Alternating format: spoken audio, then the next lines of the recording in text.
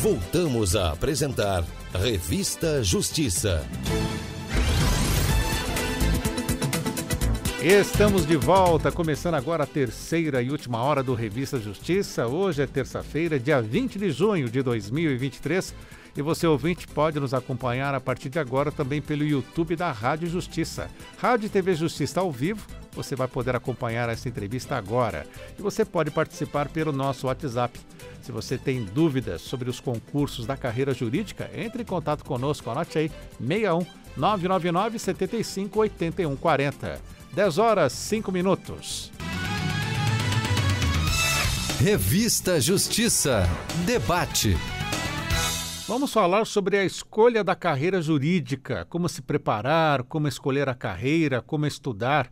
Vamos conversar agora com os nossos convidados. Até agora, um está aqui conosco, que é o juiz titular do Tribunal de Justiça do Distrito Federal e dos Territórios e professor de Direito Constitucional, Aragonê Fernandes. Professor, que satisfação tê-lo aqui na Rádio Justiça, hoje ao vivo. Eu tenho certeza que a satisfação minha é maior do que a sua, Sérgio. Bom dia, professor. É um prazer estar aqui, poder trocar algumas impressões, ajudando a direcionar a carreira dos ouvintes da Rádio Justiça. Professor, o mundo do concurso, Brasília tem a sua característica própria, assim, de ser uma cidade, né? Um local mantido pelos concursos, pelo serviço público. Carreira jurídica, professor, por onde podemos começar a falar um pouco deste fato? O profissional do direito, ele tem à sua frente algumas possibilidades. Normalmente, quando a gente está na faculdade, se fala, você quer ser o quê, né? Quando se formar, e as pessoas pensam juiz, promotor, defensor, delegado, advogado. A gente tem um leque muito grande de opções e que passa pela escolha, em especial, eu nem te digo, Sérgio, do cargo, e sim da área. A escolha da área é essencial. A gente pode escolher por braços, o braço estadual, o braço trabalhista, o braço federal. Fica mais fácil quando o candidato se prepara para uma área específica e não apenas para um cargo específico. E quem chega aqui agora aos estúdios da Rádio Justiça é o professor de Direito Penal, Leonardo Castro. Professor, bem-vindo, bom dia. Fique mais perto da gente aqui. Puxar o microfone para cá, então. Bom dia, Sérgio. Bom dia, Aragonê, tudo bom? Você tá bem, meu amigo? Tudo já, meu irmão? Chegando aqui aos 47 segundos tempo. Importante que chegou e ainda acompanhado pela câmera aqui da rádio. Olha, da que TV maravilha. Justiça. Essa é inovação. A última vez que eu participei não tinha ainda. Vou fazer a mesma pergunta que fiz para o professor Aragonê, o concurso voltado para a carreira jurídica. O que o senhor pode dizer sobre como começar a fazer essa escolha, professor? Eu acho que, num primeiro momento, é importante ter em mente o cargo que se busca. E isso, a análise tem que ser feita de uma forma, não só pensando ali na questão financeira. Claro, a questão financeira pesa e muito, né? Mas são vários aspectos. De repente, você vai fazer ali magistratura, como é o caso do grande Aragonê.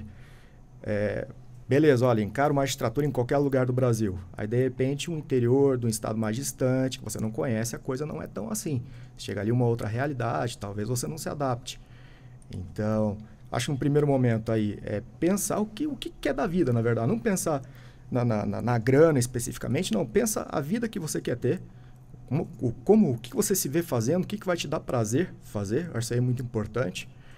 E a partir do momento em que você ali tem um foco, tem ali um objetivo, um cargo específico, você tem ali também a possibilidade, você vai ter como ali filtrar e focar naquilo que é mais importante estudar. Porque eu acho que é outro equívoco que muitos acabam cometendo, aquela ideia, eu vou fazer concurso para promotor, vou fazer concurso para delegado, vou fazer concurso para juiz. E é tão distinto, é tão diferente a prova, que você acaba que não obtém aprovação em nada, porque fica com esse multifoco, né? Vou tentar tudo e não consegue nada. Quem atira para todo lado não consegue acertar nenhum alvo. Exatamente. A grande verdade é essa. Você falou sobre a realidade de ir para o interior. Há oportunidades em que você vai para o interior do interior. Eu vou especificar. Nem todas as cidades do Brasil possuem fóruns. Sim. Então, se nem todas as cidades do Brasil possuem fóruns, você não vai trabalhar em qualquer cidade do Brasil, nem como juiz, nem como promotor, nem como defensor. Mas como delegado, sim. Sim, verdade. Em todos os municípios, regra geral, haverá uma delegacia de polícia.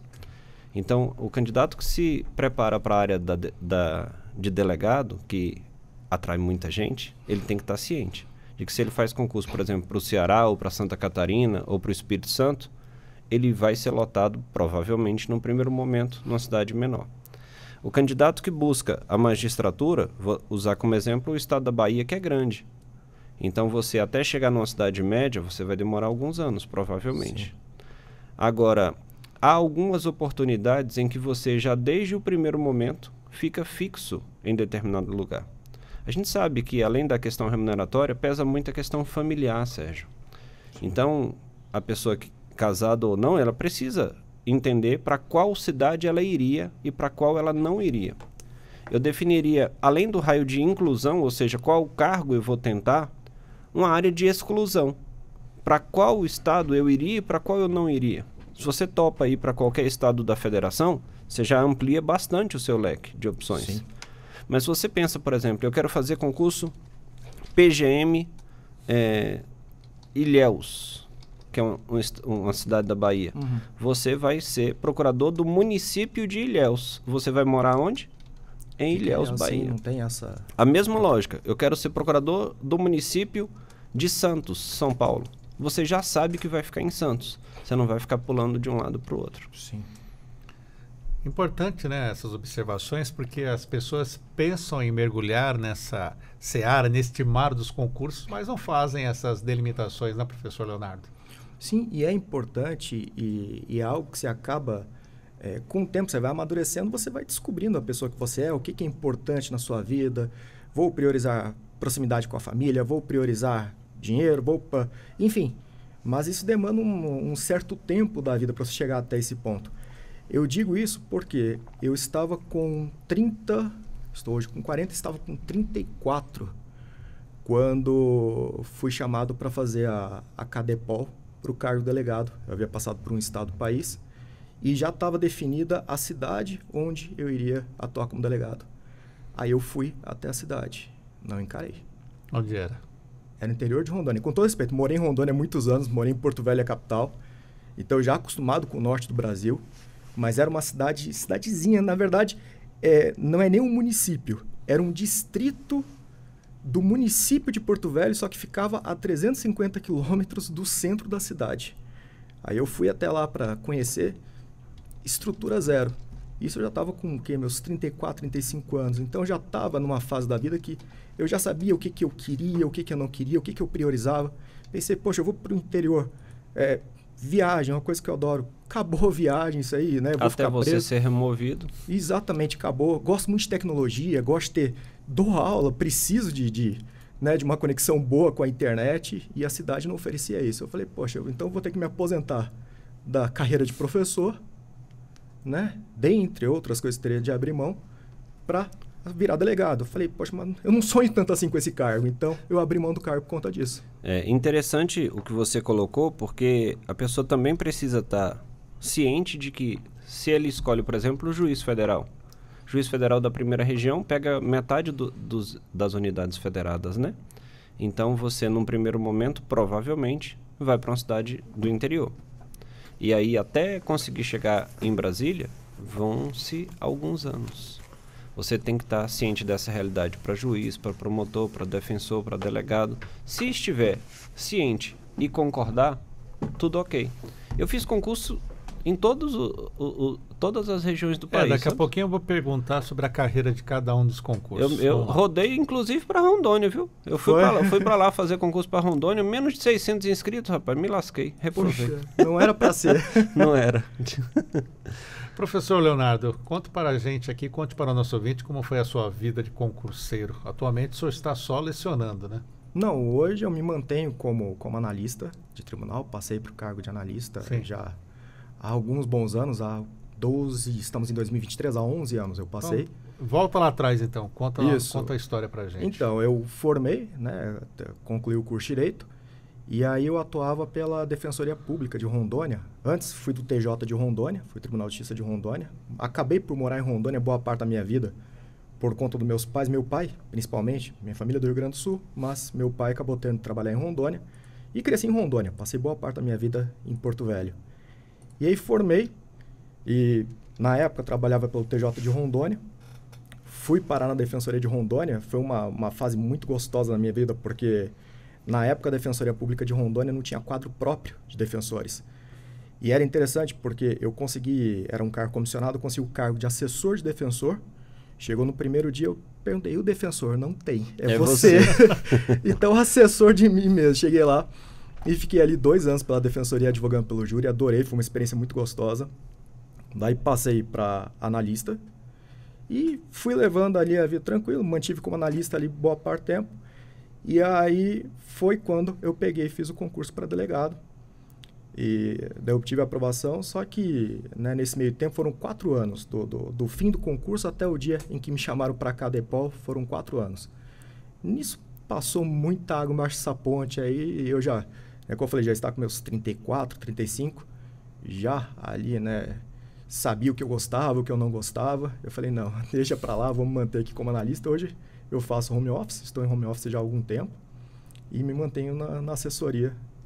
Já aí, há uns aninhos aí, um tempo. Agora vamos conhecer a saga do professor Aragonê Fernandes, né, professor? O senhor vendia pipoca, é isso mesmo? Vendia cachorro-quente. Pipoca eu nunca vendi não, viu? Mas já vendi picolé, já vendi cachorro-quente, já vendia, na época do Senna, vendia camisetas da Fórmula 1. Os brasileiros eram aficionados, né?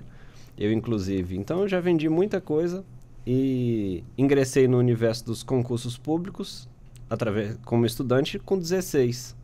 16 Aí anos? Fui tentar alguns cargos, acabei reprovando na maioria, que é o costume, né? Passei em alguns. Trabalhei no IBGE como recenseador, depois na Companhia de Saneamento de Brasília, que é a CAESB, tudo como nível médio. Aí entrei no STJ como técnico judiciário, a época era nível médio. Fiquei 8 anos, analista com mais 4 do Supremo Tribunal Federal, e hoje eu não sei se eu te diria que é o bom filho a casa torna ou vaso ruim não quebra, Sérgio. Mas eu estou na casa que foi minha casa durante 4 anos. Os estúdios da Rádio Justiça ficam no Supremo Tribunal. Sim. E eu não sei se é sonho ou se é meta, viu, Léo? Porque alguns falam de sonho, alguns falam de meta. Mas eu tinha meta de ser defensor público. Você falando aí de assessor de defensoria. Acabou que eu queria muito ser defensor público, passei no concurso de defensor no estado do Rio Grande do Sul e não assumi, Sérgio, porque uma coisa que o nosso ouvinte não sabe é que você pensa numa coisa, mas não necessariamente você vai para esse caminho que você definiu inicialmente. Eu não assumi para defensor no Rio Grande do Sul por questões familiares, eu estava na prova oral de promotor de justiça aqui do DF, acabei sendo aprovado, abri mão do cargo, depois, na sequência, os concursos andavam juntos, de juiz promotor. Na sequência eu virei juiz e aí pendurei a chuteira. E parou por aí? Parei. Não tem nenhuma pretensão? Eu te digo que naquele ano de 2012, quando eu tomei posse, eu estudei 1 mês e meio para cartório. Porque é até importante a gente conversar sobre a realidade de cartório para o pessoal que está em casa ouvir, porque há um mito, né, de que tabelião ganha muito dinheiro. Então, você olha e fala assim, então eu quero. Concurso para ficar rico, né? A gente chama, né, Léo? Você vai partir um coração aqui agora, porque eu pensava... Não, é realidade, só que é uma realidade relativa. Assim, sim. E eu explico com mais detalhes. Então já vamos explicar isso. Mas eu confesso para você que eu estudei 1 mês e meio, cara, e eu olhei e falei, não é o que eu quero para minha vida, eu não vou ser feliz nesse negócio. E... dá para viver muito bem com salário de juiz, de promotor. Na realidade brasileira, a gente não pode dizer que a remuneração é baixa, pelo contrário, é muito boa. Mas a de cartório pode chegar bem além. Mas não é só dinheiro, chega uma hora que não é só dinheiro. Então eu olhei e falei, cara, eu vou pendurar a chuteira. E é estranho, porque você vem numa roda viva tão grande de estudar, que quando você interrompe, porque foi aprovado naquilo que seria o objetivo fim, sim, você sente falta. Verdade. Há um delay na mente da gente, e até tem uma história engraçada para contar, porque eu estudava na LBV. O Léo sabe onde é. Os ouvintes da gente talvez não saibam. É aqui no final da Asa Sul, tem uma pirâmide, um espaço próprio, muito bem trabalhado para potencializar o aprendizado. As pessoas não sabem disso. Pouca gente sabe, né? E aí, quando eu estudava lá todo dia, eu passei no concurso, fiz a prova oral, aprovado tudo, e eu continuava indo para a LBV. Até que um dia eu olhei e falei, mas para que eu estou vindo para cá se eu não tenho mais... não tem mais nenhuma prova para estudar? Para que diacho eu estou vindo aqui? E aí eu conversei com Deus, falei assim, eu já sei. Passei no atacadão, comprei 2 pacotes de sonho de valsa, preguei um bilhetinho em cada bombom passei nas mesas de manhã e à noite desse mesmo dia que eu organizei, entregando para cada estudante um recadinho. Estudei 1 ano e meio aqui e consegui aprovação para defensor, promotor e juiz. Continue. Aí eu entendi que aquele ali era o fechamento de um ciclo. Uma vocação para a caridade que já despertava ali. Daqui a pouco a gente vai falar de uma outra que vem ajudando muitas pessoas. O professor Aragonés, professor Leonardo, falou sobre essa questão de você fazer os seus projetos, saber para onde você vai, que às vezes a pessoa faz aquela imaginação como do cartório. E como fazer isso de forma correta? Analisar edital, buscar, fazer pesquisas na internet, conversar com pessoas da localidade. Qual a sua dica? Bom, no primeiro momento, até o que eu falei no começo, quando você imagina esse quadro geral, que vida que eu quero ter, né? Além da localidade, que é um assunto que a gente já, né, deixou para trás, eu acho que é importante que o candidato ele conheça o que o profissional faz. E conheça o dia a dia, conheça ali o que vai trabalhar de fato, o que vai fazer de fato. Porque eu até falei há pouco do cargo de delegado mesmo. E quando eu fui, né, porque como o concurso ele foi fracionado ali a nomeação, alguns candidatos foram chamados antes. E eu fui até ali a localidade onde eu seria delegado para conhecer a realidade. E eu vou te falar, ajudou muito na minha decisão conhecer a realidade e ver que não era para mim aquilo ali. E o estágio serve muito para isso, né? Sim. O estágio na Defensoria, estágio no Ministério Público, estágio na Justiça. Verdade. Exatamente para você olhar e falar assim, eu quero isso para mim ou eu não quero isso para mim. Tanto que o estágio ele dá muito norte, né, na carreira. Sim. É importante isso aí durante a formação para, né, para que, no caso, o aluno, quando está ali fazendo direito, que ele conheça as carreiras todas. Porque, de fato, tem gente que abomina estar em um ambiente fechado com ar-condicionado o dia inteiro. Eu adoro, eu por mim fico aqui o resto da vida nunca mais saio. Tem gente que gosta. Tem gente que gosta daquela coisa ativa. E como é o caso aqui da carreira policial, e entra uma viatura... Delegado, quer ser operacional. Exatamente, quer ser operacional, exatamente. E aí tem aquele que só quer ficar no cartório, como eles dizem, se eu tivesse assumido, seria o meu caso. Então, certamente seria o meu caso. E aí eu acho que vale muito a pena você pegar e conhecer a carreira, ver se aquilo vai te fazer feliz, ver se você vai gostar de atuar naquela profissão. Porque eu sei que num primeiro momento, e você tem essa progressão dos ganhos financeiros ao longo da vida. Quando a gente está ali no comecinho da caminhada, eu sei que a gente tem ali aquela ideia de que dinheiro é tudo. Se eu ganhar 20 mil reais, eu faço qualquer coisa. Aí você pega e chega ali a ter uma remuneração mais alta, você vê que, na verdade, você tem a mesma vida que você tinha antes, mas melhorada em alguns aspectos. Você passa ali, claro, a realizar alguns sonhos materiais, mas, no geral, a vida acaba sendo a mesma.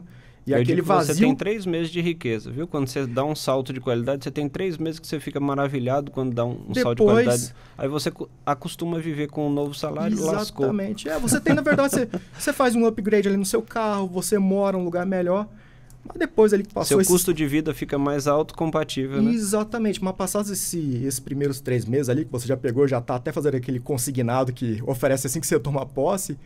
E aí você volta àquele vazio. E agora, né? E agora? O que eu quero da minha vida? Será que, beleza, é isso? Agora é só viver o cargo?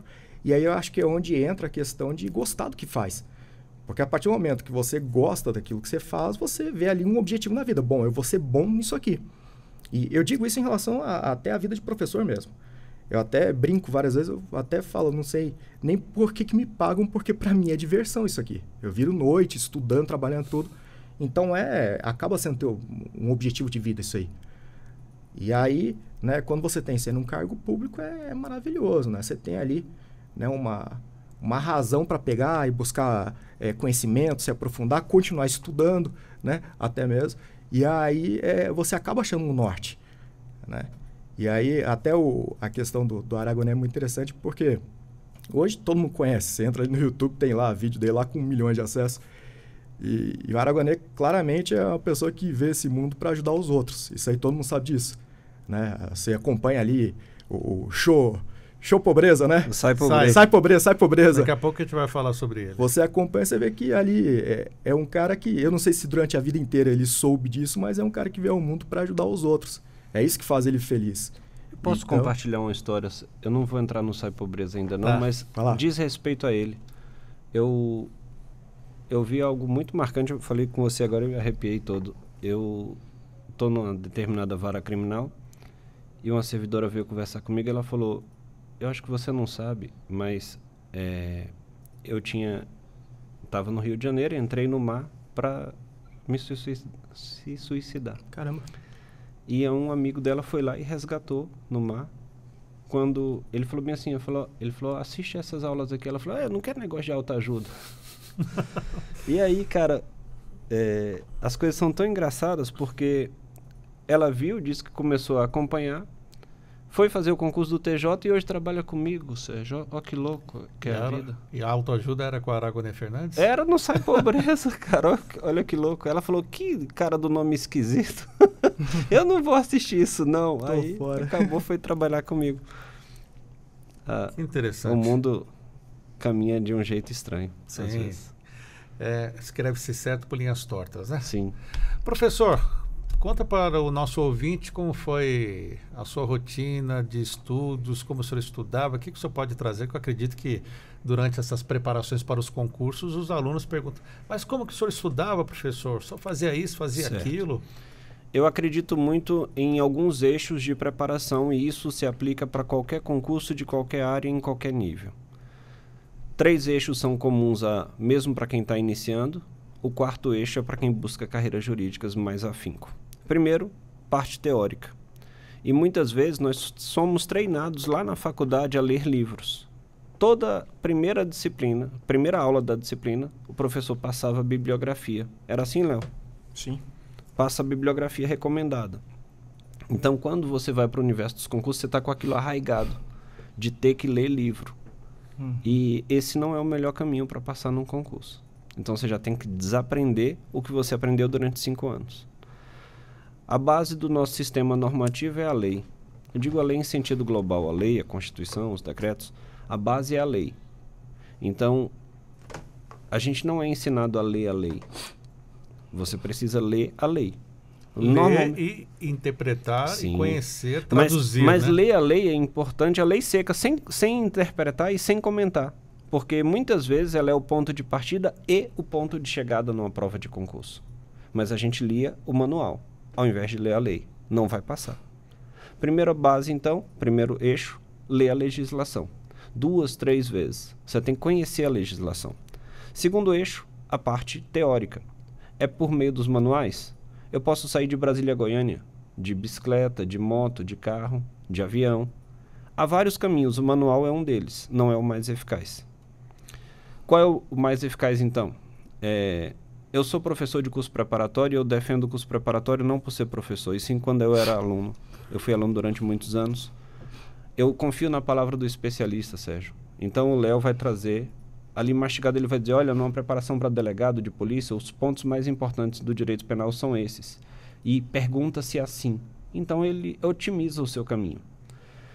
A partir dos conhecimentos pela internet, as coisas ficaram muito mais fáceis. Você pode estar em qualquer lugar do nosso país, Sim. ouvindo o nosso canal e assistindo ali pela câmera. Assim como ele pode estar assistindo uma videoaula, de manhã, de tarde, de noite, de madrugada, no tempo Mas de ter cada um. disciplina para parar na frente do computador é complicado. Né, Disciplina e professor? constância.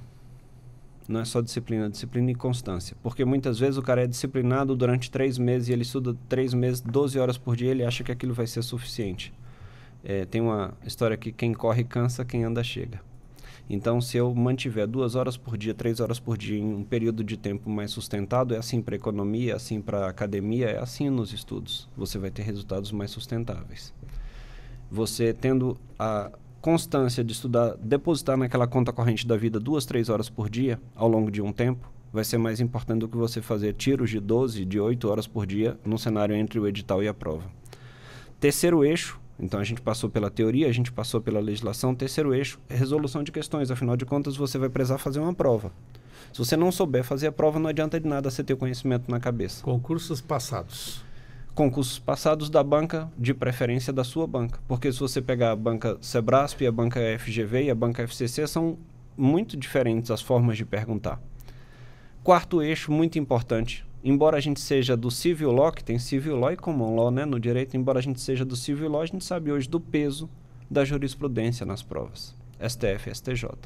informativos, o candidato precisa ler. Ah, mas eu não gosto de ler. Na vida a gente não faz só o que gosta. Na caminhada para concurso, tampouco. A gente vai precisar apostar nesses 4 eixos em um equilíbrio. E por que eu falo muitas vezes na aula de um preparatório? Porque na aula do preparatório o professor é obrigado a estar constantemente atualizado, vendo o que está se passando na jurisprudência. Dos 4 eixos, o que menos hoje importa é o que mais a gente dá valor na faculdade, que é a doutrina. Numa prova de concurso hoje, a prova é quase toda legislação e jurisprudência. Verdade. É assim no direito penal? Sim, totalmente. Inclusive, eu até tenho comentado isso nas últimas aulas, e comentei isso até no Instagram, fiz até um textinho um dia desse falando a respeito. E as revisões de véspera, que a gente sempre participa, e não sou eu, como nós todos, né? A gente tem ali um percentual de acerto muito alto do que vai cair. Ali, às vezes, de 5 questões, a gente acerta 4, 3, às vezes. Então, se manter ali naquele 60%, 70%, 80% de acerto que vai cair. E era o que eu fazia antes. Quando eu fazia ali a revisão de véspera e chegava no dia seguinte, domingo, quando saía ali a prova, e eu via que batia, eu fazia o quê? Chegava ali a comemorar. Na minha revisão, dei 4 das 5 questões. E aí, foi quando caiu minha ficha. Eu falei, cara, eu sou professor de cursinho, de curso preparatório. É isso que eu escolhi fazer da vida. É o meu trabalho. Eu, quando chego ali, num domingo, e comemoro, eu até brinquei até no texto que eu escrevi, é mais ou menos como todo o padeiro postar um textão lá dizendo, porra, não queimei o pão hoje. Sim, mas é o que se espera. É o que se espera. É o teu trabalho. Então, a partir do momento que você pega, né, acaba focando a tua vida a estudar o concurso público, a entender o concurso público, você tem esse resultado. E o que a gente faz não é nada que, né, nós aqui, professores, que nós fazemos, não é nada que qualquer pessoa possa fazer. Só que a vantagem que eu penso, a grande vantagem do curso, o que é? Quando você vai para um curso preparatório, você já tem alguém fazendo esse serviço para você. O especialista de cada área. Exatamente. Então, ao invés de você pegar, hoje eu vou fazer um levantamento Sebrasp, magistratura, o que caiu nos últimos 3 anos? Começa lá, administrativo, penal. Você vai passar no mínimo uns 2 meses só fazendo esse levantamento ali. Sendo que já existe esse levantamento feito por pessoas que se dedicam a isso. Então, de fato, o que cai é lei seca, basicamente é lei seca, é jurisprudência. É muito importante que foque, né, que saiba o que estudar. Isso é outra coisa que eu brinco muito com os alunos. Na graduação, e também eu fui um aluno assim na faculdade, na graduação é muito interessante, porque o aluno, ele passa ali o semestre inteiro, às vezes sem nem frequentar a aula, e aí chega no dia da prova, ele vai bem. E como é que ele faz isso? Ele chega ali na véspera, ou chega no dia, ele vai no caderno daquele aluno que é o que mais frequenta a aula, que é o que está mais presente, ele tira uma fotocópia, ele estuda por aquele caderno, ele não estuda por uma doutrina ali de 2.000 páginas, mas ele estuda pelo caderno, ele vai e passa. Por quê? Porque naquele caderno tem exatamente o que tem mais chance de cair. E é muito interessante porque tudo na vida a gente faz com base em probabilidade. Hoje mesmo, saí de casa agora para participar aqui dessa nossa conversa aqui na rádio, tá um céu lindo aqui. E essa época em Brasília não é comum chover, né? Estou aí em processo estou me transformando candango ainda, mas até onde você não chove essa época aqui. Então, hoje eu saí de casa e não trouxe um guarda-chuva, porque eu sei que eu não vou precisar. A princípio, não vou precisar. Choveu semana passada, está em reforma o fórum onde eu trabalho, e eles tiraram o telhado e não se preocuparam de colocar de volta, porque não chove. Choveu no final de semana, desgraçou tudo lá, bicho. E aí entra a probabilidade. E aí entra a probabilidade. Você faz tudo na vida com base nisso. Aí, o cara quando chega, e ele faz isso na faculdade. Na faculdade ele foca ali, né? No que o que tem mais chance de cair, o que tem maior probabilidade de cair. Porque a gente faz, na vida a gente faz tudo dessa forma. Aí chega na hora de fazer o concurso, vou zerar o edital. Vou comprar ali 10 livros com 2.000 páginas cada um, daí faz um cálculo, se eu fizer a leitura eu consigo ler 200 páginas por dia. E é loucura isso aí, é loucura. Não entra, não absorve. Não vai, olha, eu dou aula contando graduação e curso preparatório, quase uma década. Toda vez que eu vou dar aula, eu tenho certeza, o Aragoné é a mesma situação, eu tenho que estudar. Porque não fica, não prende, filho. Você precisa estar revisando, precisa estar voltando ali. E aí o aluno, ele entra nessa ideia, o candidato entra nessa ideia de, vou zerar o conteúdo edital. Aí ele estuda igual um louco, sem priorizar nada. Pior, coitado, ele estuda muito Chega na prova, ele não vai bem e não entende o que aconteceu. É porque ele estuda mal.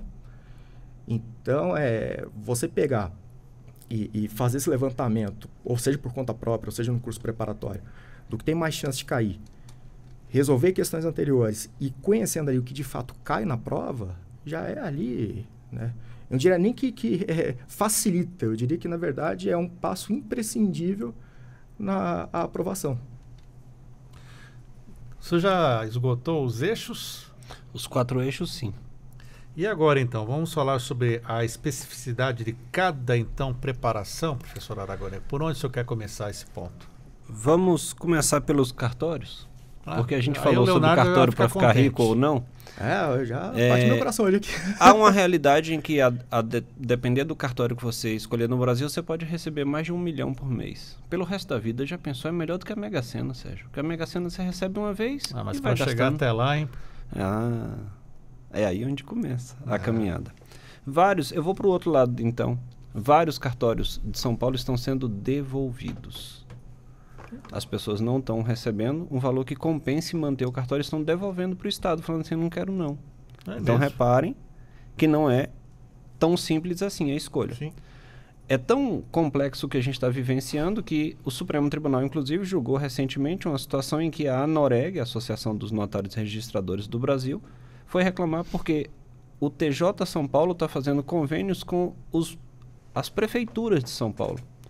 Porque não tem cartório para registrar as pessoas e as pessoas estavam ficando sem registro. O que acontece? A própria prefeitura hoje opera como um braço que seria o cartório de registro de pessoa natural. Você não vai ao cartório, você vai à prefeitura registrar seu filho. Isso me fez lembrar lá no passado, né? Que as igrejas que faziam os registros, né? Principalmente as pessoas que buscam aí a árvore genealógica, questão de cidadania de outros países, Sim, né? Porque não tinha cartório. A realidade, então, qual a diferença? É que existem alguns cartórios que se paga muito. Ao contrário de você tentar para juiz, promotor, defensor, delegado, que o salário é o mesmo do primeiro ou do último colocado, no cartório é por ordem de colocação que você escolhe as melhores oportunidades. Passar em concurso para cartório, Sérgio, não é difícil como passar concurso para juiz, promotor e defensor. Então você olha e fala, uai, mas por quê? Eu vou dar um exemplo no estado de Goiás, vizinho Goiás. Abriram 300 vagas para cartório. Por regramento padronizado nacional, vão 8 vezes mais para a segunda fase. 8 vezes 3, 2.400 candidatos. Você não tem isso para magistratura, MP, delegado, você não tem 2.400 candidatos na segunda fase. Passar para cartório não é tão difícil. É tão difícil você chegar nas primeiras colocações. Aí vai entrar um ótimo desempenho nas fases e uma fase de títulos muito acirrada. Eu treinava candidatos para a prova oral de cartório. Eu tenho uma aluna que ela ficou em 3º lugar na Bahia, 4º lugar em Pernambuco. Hoje a remuneração dela deve estar na casa de 800 mil mês. Não está ruim. Está quase igual ao Léo. 800 mil salário? Mês, líquido. Isso pode chegar? Pode. Não é comum. Salário, né? Eu não posso dizer o salário. É o rendimento dele depois que ele paga. É uma empresa, né? O cartório. Sim. Ele tem funcionários, tem tudo. Então não, depois... Mas 800 mil vai para ela? Para ele, líquido. Mas para gerir o cartório inteiro com esse valor? Não, depois de pagas todas as despesas. Ah, sim. Deixa bem claro isso. Líquido sobrou 800 mil para a mês. pessoa 800 mil reais. Isso é possível por quê? Porque o cartório é uma empresa, você age sob delegação do Estado. É a regra? Não. Não é a regra. A regra é a remuneração mais baixa. Então você tem que olhar se compensa ou não. Trazida essa premissa, concurso para cartório, uma preparação específica. Eu gosto sempre de desmistificar, porque as pessoas vulgarizam e generalizam dizendo concurso para cartório é para ficar rico. Não é bem assim. Pode ficar ou não. Regra geral, não. Aí a gente sai do eixo de cartório. Eu quero magistratura, ou eu quero defensoria, ou eu quero Ministério Público. Cuidado com o que você quer. Porque quando você fala eu quero magistratura, tem magistratura militar da União, magistratura do trabalho, a federal e a estadual. Qual o estudo mais perto? Magistrado federal e estadual ou juiz estadual e promotor estadual? Porque se você olhar bem, é mais perto você escolher um eixo, não pelo cargo. Se eu busco trabalhista, eu vou ter juiz do trabalho, o concurso foi há poucos dias. Sim. Procurador do Trabalho, que é o MPT, e Defensor da União. Se eu busco o eixo federal, é Juiz Federal, Procurador da República e Defensor da União. Se eu busco o eixo estadual, Juiz Estadual, Promotor Estadual, Defensor Estadual. Defensor e promotor são os cargos que o estudo é mais semelhante, inclusive. Juiz e Ministério Público Estadual vão ter áreas de interseção, mas, por exemplo, processo civil coletivo ou processo coletivo simplesmente é mais forte Ministério Público e Defensoria. Tributário e empresarial é mais forte para a magistratura. Então, eu gosto sempre de não fechar demais o leque. Se você busca, por exemplo, eu me lancei na área estadual. Eu fiz concursos de defensor, promotor e juiz estadual. É um estudo. Defensor e promotor são mais perto, inclusive nas fases, porque você tem que lembrar que são concursos de maratona, não são concursos de 100 metros. Se você pensa defensor e promotor, em muitos deles as fases serão quase idênticas, com primeira fase objetiva, segunda fase subjetiva, terceira fase oral e quarta fase de tribuna. Se você falar para um candidato que está se preparando para a magistratura tribuna, ele não sabe nem o que é, porque não existe. Em compensação, na magistratura tem sentenças, civil e criminal. Então, escolha o eixo. A partir daí, você vai ver que há um leque comum de disciplinas. As disciplinas-chave, você precisa compreendê-las bem. As disciplinas satélites, elas não podem ser esquecidas porque são elas que vão fazer a diferença entre quem vai ou não para a segunda fase. Eu especifico para você. Quando eu penso em constitucional, administrativo, civil, processo penal, processo é a espinha dorsal do direito, né? Mas processo civil é imenso, Sérgio. Imenso. CDC, não. ECA, não. ECA tem 5 questões, CDC tem 5 questões, ambiental tem 5 questões, processo civil tem 10. É mais fácil você tirar as 10 questões de ECA e CDC do que tirar as 10 questões de processo civil, que é um mundo para você estudar. É um universo gigantesco, né? Sim. E sobre essas especificidades, o que o senhor pode acrescentar? Sim, professor? É importantíssimo o que foi falado pelo Aragonês em relação à questão de focar, não focar, mas levar em consideração essas matérias que fogem um pouco ali, né, do que se tem como principal, exemplo, o CDC, o ECA e por aí vai. Pego até o exemplo aqui do exame de ordem, Sim. especificamente.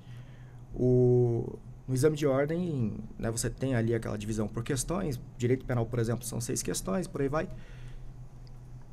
Processo civil, salvo engano, são 5 ou 6 questões, não me recordo agora. Enfim, no exame de ordem, salvo engano, são 6 questões de processo civil.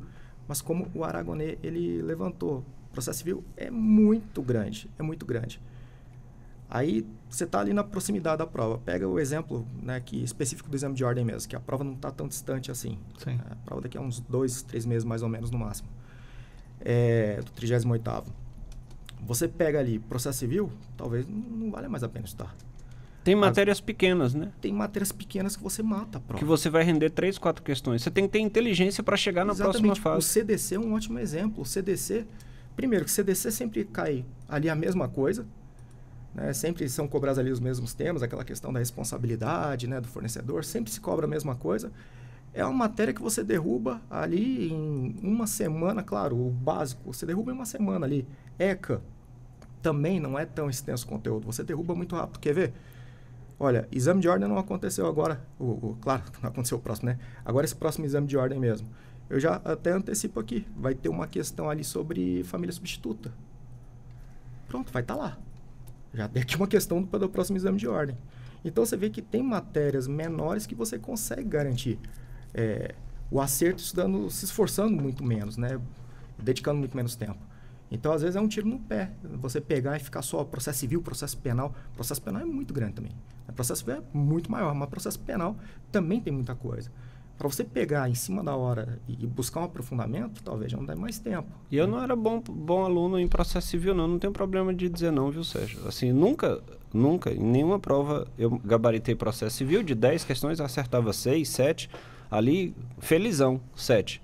Pô, mas para eu saltar de acertar 6 ou 7 para acertar 8 ou 9, demandaria um investimento de tempo, de energia muito maior do que eu investir nas matérias satélites, e tirar o atraso. Aqui é um tabuleiro de xadrez. Você precisa ter uma estratégia boa de enfrentamento para estar sempre avançando de fase. Se você sobrevive até o final do concurso, você é chamado. Normalmente é assim. Sobram vagas. No concurso que eu fiz para juiz, eram 108 vagas, 26 foram aprovados. Então, você, a partir do momento que passa da primeira fase, você só disputa com você. Isso é a notícia boa e a ruim. Porque se você cair, você perdeu só para você, não tem mais disputa. Tem a peneira grande, que é a primeira fase. Professor Leonardo, depois o professor Aragoni me responde, como vencer a procrastinação? Olha, começa, Aragoni, que eu vou pegar umas dicas aqui agora. Você levantou uma bola agora fantástica. Eu vou fazer um convite. Na segunda-feira, no meu Instagram, eu vou estar com o professor Jerônimo Telme, que é uma referência nessa área, falando sobre procrastinação. E eu te diria que a primeira coisa para vencer é fatiar. Quando você pensa no edital, o edital é muito grande. E aí você já começa a olhar para ele como um todo. Uma muralha quando desse você tamanho, pensa uma como um pedra todo, na cabeça. como um todo, é difícil você começar, porque dá preguiça. Quando você começa com metas, até tem uma palavra, metinha, meta, metona, né? Você vai chegando. Eu tenho uma dissertação de mestrado para escrever. Desanima. Eu tenho que escrever o primeiro capítulo. Mais fácil. Eu tenho que vencer determinado ponto, inquérito policial. Mais fácil do que vencer o edital de processo penal. Importante também a gente ter em mente o que você quer ser lá na frente. Outro dia eu fui ser atendido por uma moça do certificado digital e ela me reconheceu, conversou comigo. Eu falei assim, vem cá, tá estudando ou tá de safadeza? Que eu sempre pergunto a mesma coisa. Tá estudando ou tá de safadeza? Ela riu. Eu pensei, tá de safadeza, né? Não tá estudando. Aí eu falei bem assim, você quer estar aqui no mesmo lugar daqui a 10 anos? Ela falou, Deus me livre. Eu falei, o que você está fazendo para não estar daqui a 10 anos? Ela, nada. Eu falei, então você não vai estar daqui a 10 anos. Você vai ter sido demitida. Provavelmente. Porque ficou mais cara e foi trocada. Muitas vezes você acredita que se você não fizer nada, você continua no mesmo canto. É mentira. Você provavelmente não vai estar no mesmo canto. Se você fizer alguma coisa, você se mantém onde está. Se você fizer mais coisa, você evolui. Então, ficar parado, se o Sérgio ficar parado, o Sérgio daqui a 10 anos é trocado. Você sabe da realidade. Até antes, né? Você precisa se atualizar, você precisa se adaptar. E para isso, você falou de algumas conquistas, né? Eu quero trocar de carro, eu quero trocar de casa. Eu tinha um formigão, sabe, Sérgio? Eu era analista do Supremo Tribunal Federal, assessor de ministro, já dava aula. Não tinha uma remuneração ruim. Mas eu tinha um medo danado, cara, de indo para casa, bater o carro. Porque assim, às vezes a gente pensa em aposentadoria, lá com 65, fica fazendo projeções. E você não pensa nem de morrer antes, nem de ficar inválido. Ninguém fica, esperando. Mas é uma realidade que pode acontecer com qualquer um de nós. E eu pensava, se eu estiver deslocando do trabalho para casa, bater e ficar inválido, lascou. Porque, o cargo em comissão que eu tinha de assessor de ministro acabava. As aulas que a gente trabalha como freelancer acabavam. O meu cargo efetivo de analista do Supremo Tribunal Federal, o provento de aposentadoria seria proporcional, então eu sairia numa realidade de ganhar 20 mil por mês para ganhar 5. E eu pensava, 5 não paga minhas contas. 5 minha família não vai sobreviver, 5 meus filhos não vão para a melhor escola. Então o que eu fiz para mudar a minha realidade? Eu olhei e falei, eu preciso trabalhar para ter um fixo alto para dar um conforto para minha família. E aí, assim, eu fui estudar de analista, fui estudar de defensor, promotor e juiz. A realidade não era fácil, porque eu trabalhava de manhã, tarde e de noite. Tinha 2 empregos já, à época. Eu estudava de madrugada. A gente conversava fora do ar. E eu te falei que eu tenho um projeto de realização pessoal, eu sei que você já fez, de ir ao Saber Direito. Mas é realização pessoal porque eu chegava em casa das aulas, 11 da noite, e jantava assistindo o Saber Direito. Às vezes era matéria que ia cair no meu concurso, às vezes não, mas eu costume. Tudo é rotina, né? A gente aprendeu, e isso é muito ruim. A gente aprendeu que rotina é uma palavra deletéria. Quando você fala, o casamento caiu na rotina. Não é que ele ficou massa. É que ele ficou ruim. Aí, as pessoas gourmetizam algumas palavras e te entregam essa mesma palavra, só que com uma embalagem mais bonita, e você fica feliz. Eles não falam mais em rotina, hoje falam em hábito. O hábito de estudar. É a rotina de estudar, cara, é a mesma coisa. Só que adquirir o hábito de estudar dói. Adquirir o hábito de ir para academia também dói. Adquirir o hábito de comer comida saudável dói do mesmo jeito. Depois que engrena, automatiza. Então, se você quer evitar a procrastinação, lute contra os primeiros dias que vai ser muito sofrido ali. Depois que você automatizar, você vai ficar igual a mim, que continuava indo para a LBV sem ter nenhuma razão. Por quê? Automatizou. Para sair da procrastinação, comece. Mas quando dá a virada do ano, normalmente um monte de gente promete algumas coisas. Você já reparou. Vou fazer tal coisa, vou fazer tal coisa. Então, ela tem a vontade de começar. O difícil não é começar, Sérgio. O difícil é se sustentar nos primeiros dias, nos primeiros meses. Até porque se eu vou para academia, durante 2, 3 meses eu não sinto nada de evolução. Eu falei, esse negócio não está dando certo. Se eu começo a poupar, 2, 3 meses depois, 6 meses depois, o rendimento do juro sobre juro, a mágica que eles falam, não aconteceu. Então eu falei, esse negócio não dá certo. E dá, desde que você persista. Professor Leonardo. Sim, concordo. Sobrou alguma coisa ainda para acrescentar? Já matou aqui qualquer coisa. Eu lembrei de tem um discurso que ficou famoso até, de um militar, até virou livro depois, que é a história de comece o dia arrumando a cama, e ele até explica o porquê. Porque quando você começa o dia com uma tarefa simples dessa e você vence essa pequena tarefa, já te dá um gás para você começar a continuar buscando tarefas maiores ao longo do dia. Decompor, né? Exatamente. Uma coisa que é interessante ali, que você mencionou da academia, muitas vezes o candidato, quando ele começa, ele vem com uma ideia de, eu vou estudar 6 horas líquidas por dia, 8 horas líquidas por dia. E tem que entender que, olha, 8 horas líquidas por dia, hoje, como professor, eu até consigo manter uma rotina dessa. Mas eu sei que é algo assim, equivale a ser um atleta do estudo isso aqui. Não é uma coisa que... Se ele estudar 2 horas por dia, tá bom demais. Tá excelente. E acabar com essa ideia de, eu vou começar estudando 6 horas por dia. Você não vai aguentar. Você não vai aguentar. Ele não vai para academia 6 horas por dia. Não aguenta. É uma evolução. Então, o primeiro dia, você vai estudar, de repente você consegue estudar 10 minutos e fala, nossa, cansei. Se for o primeiro dia, pode acontecer. Você começou agora, é igual a academia. Academia você começa ali, se na primeira semana você fica... Lembra até do Batoré, né? Que tinha aquele comediante, né? Que Sim. Fica igual. E uma coisa que o Aragonês falou que é muito importante,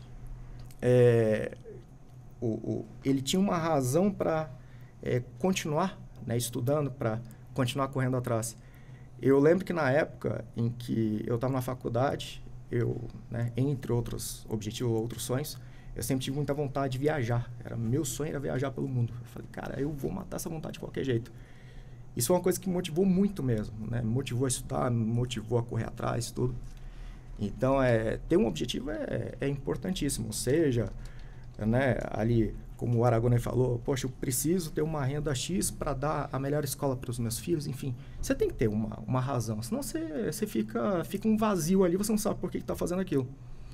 E eu acho que mais importante, aliás, mais importante, não tão importante quanto, é a questão de acreditar naquele seu projeto, né? Acreditar que aquilo pode dar certo. Inclusive, o Aragonês ele fala muito disso no YouTube, nas aulas que ele dá no YouTube, no Sai Pobreza, ele comenta, né? Ele traz muitas dicas, ele comenta muito a respeito disso.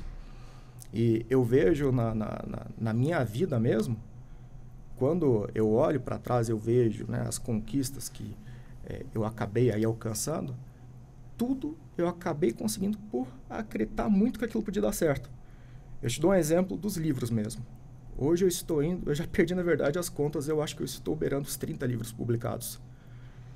Nos últimos 2, 3 anos, não tem uma vez que eu não abra o top 100 da Amazon, não tem um livro ali meu. Já cheguei ao ponto, até te mostrei, já serve algumas vezes, já chegou ao ponto de ter 4 livros meus ali brigando por colocação ali na Amazon. E é muito interessante essa questão do livro especificamente, porque eu estava na faculdade, rapidinho aqui, só para a gente finalizar, eu estava na faculdade e eu não era um bom aluno. Aí chegou um dia um colega, que hoje até colega professor, na época colega aluno, né, colega de sala de aula, e ele publicou um artigo dele, e saiu no maior jornal de Porto Velho, na época era o Estadão. Todo mundo se derreteu, falou, nossa, mas o fulano é tão inteligente, olha que loucura. Eu falei, caramba, cara, olha que legal. Eu vou pegar, eu vou fazer a mesma coisa, mas eu vou sair na maior revista do Brasil. Cara, deu coisa de uns meses, eu saí na Isto É, na Folha de São Paulo, em mais muito lugar, com o meu primeiro artigo que eu escrevi na vida. Aí eu falei, cara, que legal nessa coisa. Dá certo esse negócio, né? Você pode pegar e falar umas coisas bem malucas assim que o universo capta e faz, né? Eu falei, cara, porra, eu quero escrever um livro, mas eu não quero escrever um livro de qualquer jeito, não. Eu não quero pagar. Eu quero escrever um livro com um cara assim que seja referência na área, eu quero ser convidado. Olha que loucura, eu tinha um blog na internet lá na época. Um dia eu abro meu e-mail, eu até achei que fosse brincadeira de amigo meu isso aí, porque meus amigos sabiam da história que eu falava, né? Até do nome específico. Um dia eu abro minha caixa e-mail, quem tem ali um e-mail? Rogério Greco. Vi seu blog, gostei. Quer participar do meu próximo livro? Eu falei, mentira, cara. Que louco, né? Foi meu primeiro livro, junto com o Rogério Greco, Luiz Flávio Gomes, Salim, enfim. E certeza, ele teve medo no Sim. meio do caminho. Então, você fala da procrastinação, as pessoas têm medo. As pessoas que conseguem tiveram medo. Então, você que está em casa e tem medo, você só é igual a todas as outras pessoas. A única diferença é que entre quem faz e quem não faz, é que mesmo com medo se lançou. Mesmo com medo você se lança para ser servidor público num concurso da área jurídica, mesmo com medo você se lança para dar a cara a tapa e ser professor, mesmo com medo você se lança a escrever alguma coisa. Sim, foi assim, foi algo que acabou, né, nesse meio do caminho. Quando eu percebi que eu podia fazer qualquer coisa, aí aquele dia que, de repente, eu estava ali na preguiça, pô, hoje eu vou dormir mais um pouquinho. Mas eu falava, cara, mas a tal coisa, pô, eu consigo fazer isso aí. Eu consigo, é só me jogar para fora da cama. E aí, ali onde eu alcançava, arrumava força para mais um dia sair da cama, tomar um banho, seguir em frente. E aí consegui vencer a preguiça que não sai de mim nunca mais. Muito bem. Era assim essa luta todo dia. Deixa eu falar agora, vou perguntar para o professor Aragonê, a gente falou tanto aqui do Sai Pobreza, então conta para o nosso ouvinte esse projeto social que eu já acompanho, admiro, o Sai Pobreza, professor. E eu agradeço sempre a abertura que você me dá em relação a ele. Eu tenho um canal no YouTube chamado Sai Pobreza. A partir daí, eu usava uma caneca dourada para tomar água. A próxima vez que eu vier, eu vou trazer para você. Olha aí. Usava uma caneca dourada, com glitter, bem bonita mesmo. Saiu da pobreza mesmo a caneca. E os meninos ficavam pedindo, professor, vende a caneca, vende a caneca. Eu falava, cara, mas eu sou juiz, eu não posso comercializar, né, as coisas.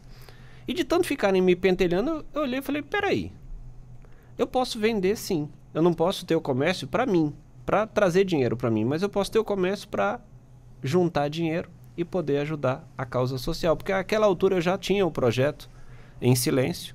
A gente entregava material escolar de qualidade para molecada. Veio a pandemia, eu comecei a entregar alimentos, né? Mas a cesta básica que a gente entregava era diferenciada, viu, Sérgio? Porque a gente entregava material da cesta básica em geral, montada, e não aquela que vem pronta, com um produto de higiene, de limpeza, hortifruti e uma bandeja de ovos para cada família. Porque só aquela cesta básica, se você nunca recebeu uma cesta básica, aquela cesta básica do mercado às vezes é humilhante. E eu explico por quê. Um dos itens, que ela é vendida por item, um dos itens é uma pipoca desse tamanhozinho assim, ó. E aí que é quase uma pegadinha do malandro você chegar pro pai de família que tem 3 filhos e entregar uma pipoca como um item da cesta básica, que é para durar o mês todo. É desrespeitoso. Quando deu em começo de 2022, eu comecei a comercializar. Eu imaginava que ia vender entre 30 e 50. No primeiro dia, a gente vendeu mais de 200. Eu falei, misericórdia. Só que eu vendi sem ter as coisas no estoque. Eu vendi pré-venda. Mentira, eu estava vendendo esperança. Não tinha nada. As pessoas acreditaram, deu certo. A gente entregou material escolar para 1.000 crianças. Tirei muito dinheiro do bolso, porque, enfim não dava para custear. 2023, 2.000 crianças. Antes de entrar no ar, eu te falava que a gente contemplou esses dias, Léo, depois das 2.000, mais uma escola e mais uma comunidade indígena de venezuelanos aqui no Distrito Federal. Uma loucura pensar que tem isso no DF. E agora para 2024 a meta aumentou. 3.000 crianças. Há um custo de R$100 mais ou menos, porque a gente consegue negociar tudo no atacado. Aí vai uma brincadeira de R$300 mil aproximadamente. Isso empregando empreendedoras locais que fabricam as mochilas, os estojos.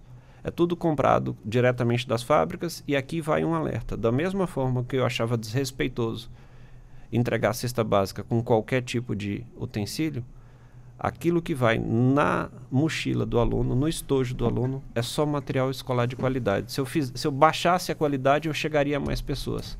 Mas eu quero que a massinha de modelar que a criança trabalha seja uma massinha de modelar de qualidade para que ela faça e não se frustre. Que o lápis não quebre fácil. Que o lápis não quebre. São 4 lápis, 4 borrachas, porque a gente sabe que as crianças perdem. Então tem que ter essa atenção ainda. E sem qualquer lucro? Tenho lucro. Tenho lucro, mas não financeiro. Material. Não lucro financeiro. O lucro de saber que minha filha outro dia, minha filha tem 7 anos, ela falou bem assim, papai, você já pensou se daqui sai um novo Aragonês, aí meus olhos encheram d'água e eu pensei, ela entendeu. Estava ali, numa criança de 7 anos, ela entendeu, então está tudo certo. Perfeita colocação. Infelizmente, nosso tempo já está esgotado. Quero agradecer aos nossos convidados de hoje, falando sobre a escolha da carreira jurídica. E vou deixar 1 minuto para as considerações finais de cada um, mesmo estourando o tempo, tá, Luiz Alves? Professor Leonardo Castro, até 1 minuto, então, da sua consideração final. Obrigado por estar conosco. Obrigado, Sérgio. Obrigado, Aragonês, pela conversa, pelo tempo que passamos juntos.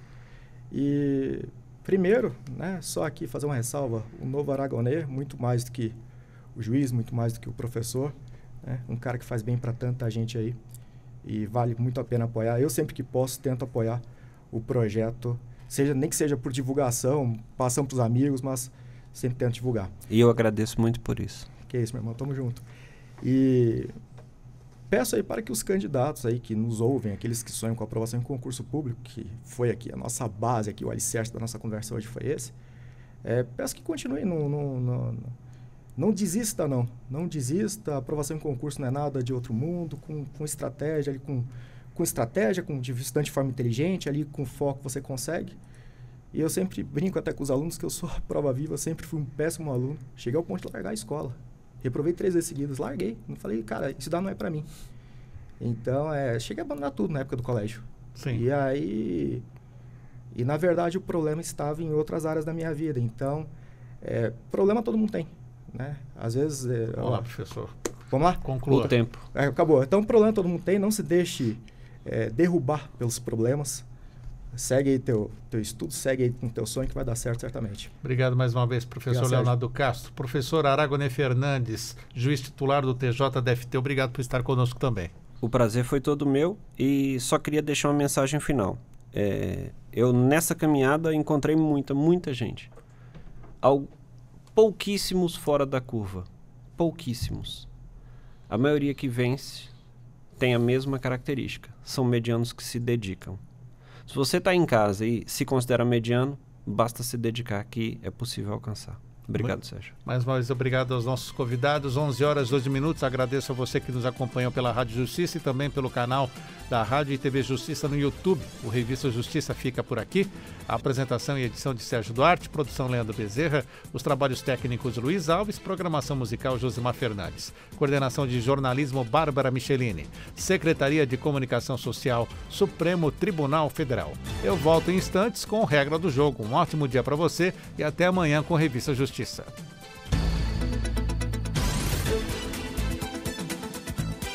A Rádio Justiça apresentou Revista Justiça.